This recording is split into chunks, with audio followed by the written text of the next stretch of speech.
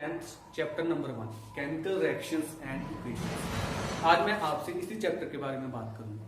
इस चैप्टर को समझने के लिए सबसे पहले आपको यह पता होना चाहिए कि मैटर क्या होता है। Matter everything that occupies space, have mass and can be observed by our five senses. हर एक वो चीज जिसका कुछ ना कुछ मास होता है, जो कुछ ना कुछ जगह को घेर लेती है और जिसको हम किसी भी अपनी 5 इंद्रियों में से किसी भी एक इंद्रिय के द्वारा ऑब्जर्व कर सकते हैं, उसको क्या कहते हैं? मैटर।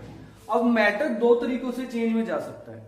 मैटर में दो तरीके के चेंजेस आ सकते हैं। कौन सा? Physical change and chemical change. मान लीजिए हमने बर्फ को ओपन टेम्परेचर में रख दिया, नॉर्मल टेम्परेचर में, तो वो क्या हो जाएगी? पिघल के पहले तो वाटर में आ जाएगी, पानी बन जाएगा, उसके बाद इवेपोरेट हो जाएगी, उसके वाटर वेपर्स बन जाएंगे। This is all physical change. अब बात करते हैं हम केमिकल चेंज की। मान लीजिए हम गर्मियों का मौसम है, अब दूध बाहर रख दीजिए, दूध खट्टा हो जाएगा। This is a chemical change, यानी कि उसके टेस्ट में चेंज आया है। This is also a chemical change. मान लो हमने एप्पल काटा, एप्पल को बाहर रख दिया ओपन टेम्परेचर में, तो एप्पल के ऊपर एक ब्राउन लेयर चढ़ जाती है। This is change in colour. This is also a chemical change. These are the daily life examples of chemical change. Chemical change is the process in which new substances with new properties are formed with the earlier one. यानी कि पहले वाले substances से एक नए substances बनते हैं और जिनकी प्रॉपर्टी पहले वाले substances से डिफरेंट होती है। जैसे कि दूध बाहर पड़ा खट्टा हो गया। पहले दूध में मिठास की प्रॉपर्टी थी, बाद में खटास की प्रॉपर्टी आ गई, प्रॉपर्टी चेंज हो गई। Now the question is why a chemical change occurs. A chemical change in any substance occurs due to a chemical reaction. अब केमिकल रिएक्शन क्यों होती है? किसी भी सब्सटेंस में कोई केमिकल रिएक्शन क्यों होती है? जैसे कि हमने प्रीवियस क्लासेस में पढ़ा हुआ है कि every matter is consist of very tiny particles like atoms and molecules. Atoms और molecules का हर एक matter atoms and molecules का ही बना होता है। Due to rearrangement of these particles, a chemical reaction occurs. A chemical reaction occurs due to the rearrangement of these small particles like atoms and molecules. Example से समझते हैं। आपकी book में एक एक्टिविटी दी गई है जिसमें हम मैग्नीशियम रिबन को बर्न करते हैं। मैग्नीशियम रिबन यानी कि एक सब्सटेंस जिसमें कि मैग्नीशियम एटम्स हैं, उसमें हम क्या डालेंगे? बर्निंग, यानी कि ऑक्सीजन डालेंगे, जिससे वो दोनों कंबाइन करके यानी कि रीअरेंज करके मैग्नीशियम और ऑक्सीजन का एक कंपाउंड बनाएंगे, that is magnesium oxide. And this is a chemical reaction. क्या होगा एक्टिविटी में? जब हम मैग्नीशियम रिबन को जलाएंगे तो व्हाइट फ्लेम के साथ साथ तो एक ऐश बन जाएगी। वो ऐश क्या होगी? Magnesium oxide. अब दूसरी बात ये है, किसी भी केमिकल रिएक्शन को लिखने के लिए हमें काफी लंबी चौड़ी लाइन लिखनी पड़ेगी। जैसे मैग्नीशियम वाली रिएक्शन की बात कर ले कि magnesium reacts with oxygen to form magnesium oxide. ये काफी लंबी चौड़ी लाइन है जिसको हमें लिखना पड़ेगा, लेकिन इस काम को आसान बनाने के लिए हमारे पास एक मेथड है। मेथड क्या है कि हम रिएक्शन को केमिकल इक्वेशंस की फॉर्म में लिखें। केमिकल इक्वेशन क्या होती है? Magnesium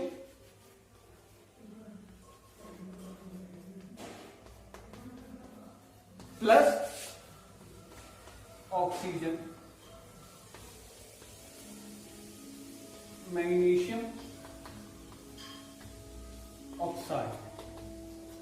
this is the form of chemical reaction in a chemical equation. Chemical reactions की केमिकल इक्वेशन में रिप्रेजेंटेशन ये है, जैसे जिसमें क्या करते हैं हम? रिएक्टेंट्स यानी कि जो चीजें मिल रही हैं आपस में या जो चीजें रिएक्ट कर रही हैं उनको लेफ्ट हैंड साइड रखते हैं। These are reactants and other side हम क्या लिखते हैं? RHS, यानी कि राइट हैंड साइड में हम क्या लिखते हैं? products. So this is the representation of a chemical reaction in the form of a chemical equation, जिसमें हम क्या करते हैं कि लेफ्ट हैंड साइड हम रिएक्टेंट्स लिखते हैं। रिएक्टेंट्स यानी कि जो चीजें कंबाइन करेंगी या जिनसे कोई भी नया सब्सटेंस बनेगा, और दूसरी तरफ हम लिखते हैं प्रोडक्ट्स, यानी कि जो चीजें बाद में बन गई, जिनकी प्रॉपर्टी पहले वाले से डिफरेंट है।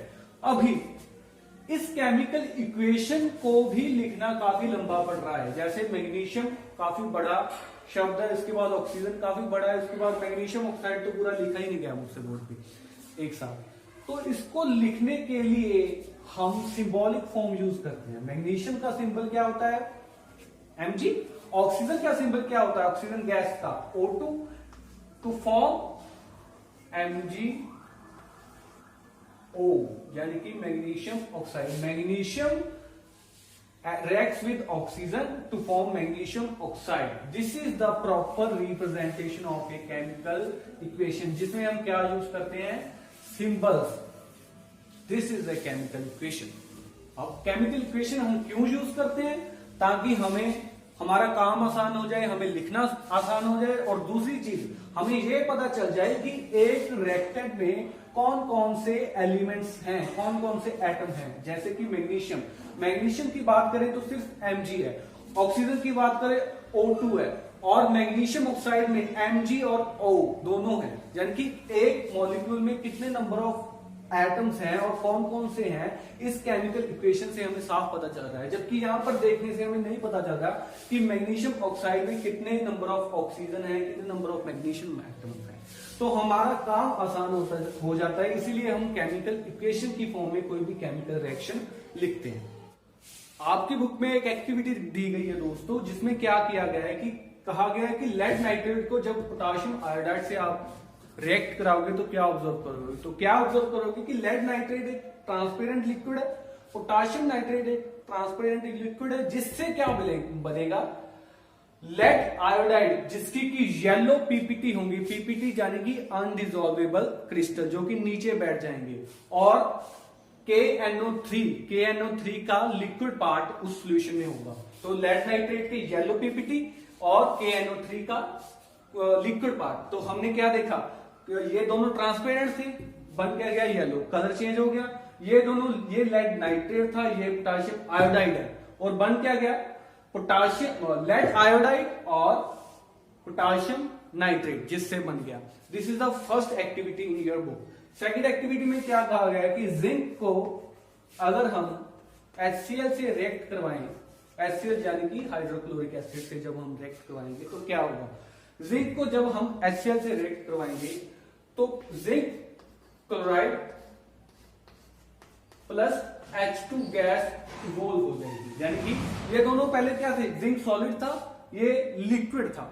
जिंक सॉलिड, ये लिक्विड, दोनों रिएक्ट करे, जिंक क्लोराइड लिक्विड और H2 गैस फॉर्म होगी। इससे हम क्या पता चला? देखो, ऊपर वाली और नीचे वाली रिएक्शन पे दोनों में क्या प्रॉपर्टीज चेंज हो रही है ना। ये देखो, इनकी प्रॉपर्टीज कुछ और थी, इनकी प्रॉपर्टीज कुछ और है, इनकी प्रॉपर्टीज कुछ और थी, इनकी प्रॉपर्टीज कुछ और है। प्रॉपर्टीज चेंज हो रही है। क्यों चेंज हो रही है? Due to rearrangement of atoms of particles. Atoms के रीअरेंजमेंट की वजह से प्रॉपर्टीज चेंज हो रही है। इसी वजह से हम इसको बोलते हैं chemical reaction, and these are two chemical reactions given in your activities.